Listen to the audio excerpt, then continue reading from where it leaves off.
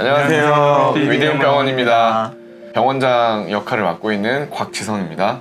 진료원장 오지홍입니다. 안녕하세요. 저는 진료원장 정상훈입니다. 오늘은 위드인병원의 원장님들과 암 환자분들의 이야기를 들어보는 시간입니다. 안녕하세요. 안녕하세요. 네, 안녕하세요. 많은 환자들을 진료하시면서 원장님들마다 특별한 기억이 남는 환자 에피소드가 있을 것 같은데요. 그 이야기들을 오늘 들려주실 수 있으실까요? 네. 그럼요. 네. 한 분씩 한번 기억에 남는 환자분들 이야기 들려주세요. 기억에 남는 분들이 좀 많기는 한데, 말씀해 주시죠. 네, 많은 환자들이 좀 스쳐 지나가긴 하는데요. 그 중에서 좀 소개해드리고 싶은 환자는 이제 방광암 환자셨고, 이제 한 70대 방광암 남자 환자셨고, 교장 선생님으로 퇴직을 이제 하신 분이셨습니다. 그리고 따님은 소아과 선생님이셨고, 그 아산병원 다니시면서 저희 병원에서 이제 같이 항암 치료 받으셨는데, 그분께서 이제 본인이 그 진단받기 전에는 굉장히 활동도 이렇게 왕성하시고 남의 도움 없이도 이렇게 지내시는데 별로 힘든 것들이 이제 없으셨는데, 항암 치료와 방사선 이제 과정을 이렇게 하려다 보니까 지나오면서 점점 몸이 힘들어지고, 그다음에 마음도 같이 힘들어지고, 누군가의 도움이 없이는 일상생활이 좀 힘들어지다 보니까 자꾸 좀 심리적으로 우울해지는 좀 그런 상태를 좀 보이셨습니다. 그래서 저희 같은 경우는 물론 이제 내과 병원으로서 환자들의 그 증상도 치료를 하지만 저희는 회진을 굉장히 좀 길게 하는 그 장점이 있는데, 그분과 한 30분 정도를 진행하면서 제가 그 침대맡에 침상에 같이 앉아서 이야기를 쭉 들어드렸었어요. 매일같이 그렇게 해드리니까 너무나 이제 힘이 많이 되고 의지가 많이 되신다 하면서 그 치료 과정 결국에는 잘 끝났고, 그다음에 지금은 다행히도 재발하지 않고 아산병원에서 정기검사 받으시면서 하시는데, 꼭 그 아산병원 오실 때마다 저희 병원 들려서 선물들, 항상 편지들 항상 주고 가시는데, 따님께서 이제 손수 적은 자필 편지를 저에게 이제 주셨는데, 사실 그 편지 내용이 무엇보다도 저 또한 부모님을 암 환자로 둔 보호자로서 공감이 많이 갔고, 그분이 가장 기억에 남습니다.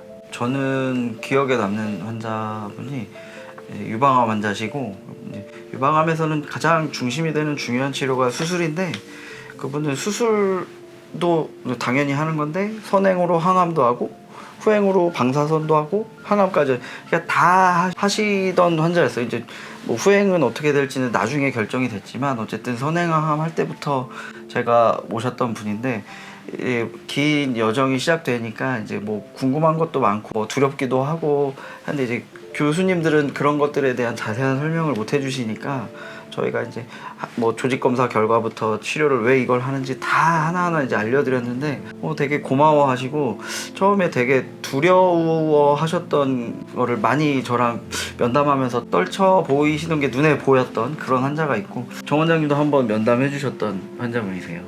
아, 그분이요? 네. 그래서 이분이 지난주에 방사선 치료 다 종료되고 지금 항상 이제 뭐 웃는 얼굴로 맨날 이제 회진 돌 때 뵙고 계신데, 앞으로도 길게 보자고 저한테 먼저 얘기하시면서 계속 앞으로 관리해 나가기로 하는 한 분이 계시는데, 그분이 많이 기억에 남습니다.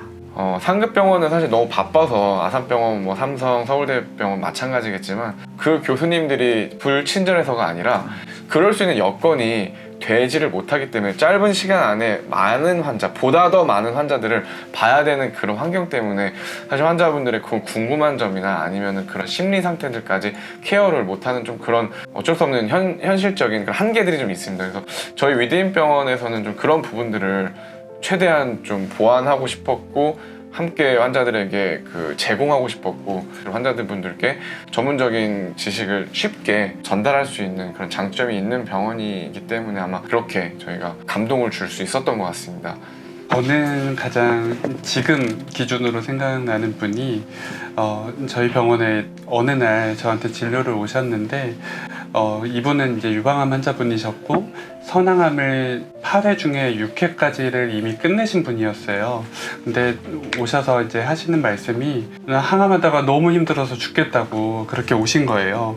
그래서 얘기를 들어보니까 이제 항암을 한 번 할 때마다 부작용이 너무 심한데 이게 다른 병원을 가볼 생각을 전혀 하지를 못하셨대요. 그러다가 이제 6번째 항암을 또 입원해서 하면서 교수님께서 너무 힘들어 보이시니까 이제 퇴원하고 나서 병원을 한번 가보시는 게 어떻겠냐고 말씀을 하시더래요. 그래서 진료를 왔다고 하셨고 해서 이제 그분의 이제 상태에 맞춰서 이제 여러 치료들을 드렸는데, 보통 의학적으로는 보존적 치료라고 해서 이제 그 증상이나 상태에 따라서 이제 처치를 드리는 거를 말하는데, 그걸로 환자분 컨디션이 확 변하셨어요. 그래서 그때 퇴원하실 때 하셨던 말씀이, 처음부터 이 치료들을 함께 받았으면 이렇게 너무 힘들지 않고 한 번 한 번 잘 견뎠을 것 같다라는 말씀을 하셨고요.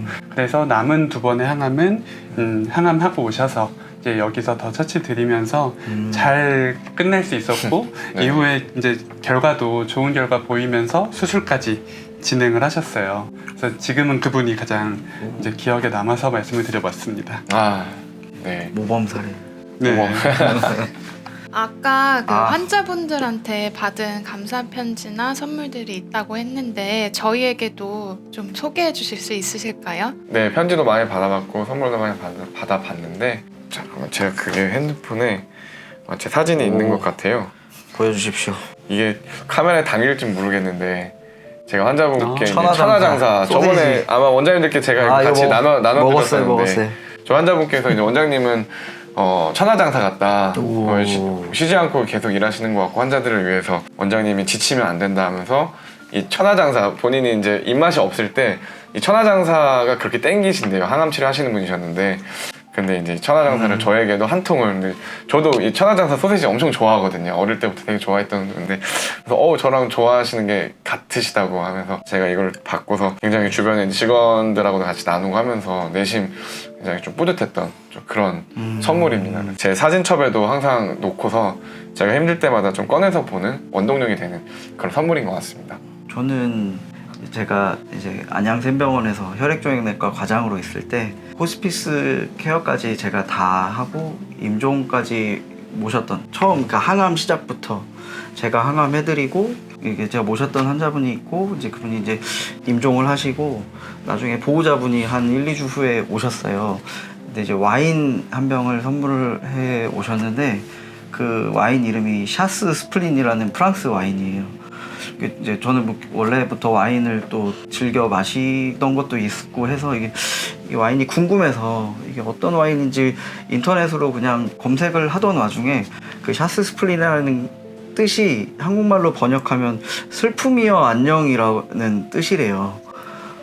가지고 갑자기 또 지금 뭔가, 그런데 이제 그 보호자분으로서 그 이제 떠나보내는 가족을 보내는 그 슬픈 마음을 이렇게 좀 승화시키는 그 마음이 너무 느껴져가지고 지금도 좀 울컥한데, 그래서 그 와인을 평소에는 막 웃고 떠들면서 맛있게 먹었을 텐데 약간 성찬식에서 포도주 교회에서 먹듯이 좀 경건하게 그 먹으면서 그분 떠올렸던 기억이 납니다. 저도 떠오르는 선물하면 이게 아무래도 오히려 이제 좀 어려운 가운데 이제 기억하시고 선물 주시는 게 더 많이 기억에 남는 것 같아요. 그래서 지금 떠오르는 분은 이제 이전 병원에서 이제 고륙종 환자셨고 나이가 만으로 14세였던 이제 환자가 있었는데, 처음 뵐 때부터 14세. 상황이 많이 어려웠어요. 그래서 이제 항암 치료도 더 시도하고 하면서 초반에 1-2달 정도는 효과를 조금 보였는데 이후에 이제 추세를 막기는 좀 어려웠었고, 반복적으로 치료하면서 뵙다가 이제 어느 순간에 이제 소식이 끊겨서 어떤 무슨 일이 생겼나 이제 하고 있던 차에 이제 그 생각하고 나서 한 1-2주 정도 뒤에 부모님들이 오셨어요.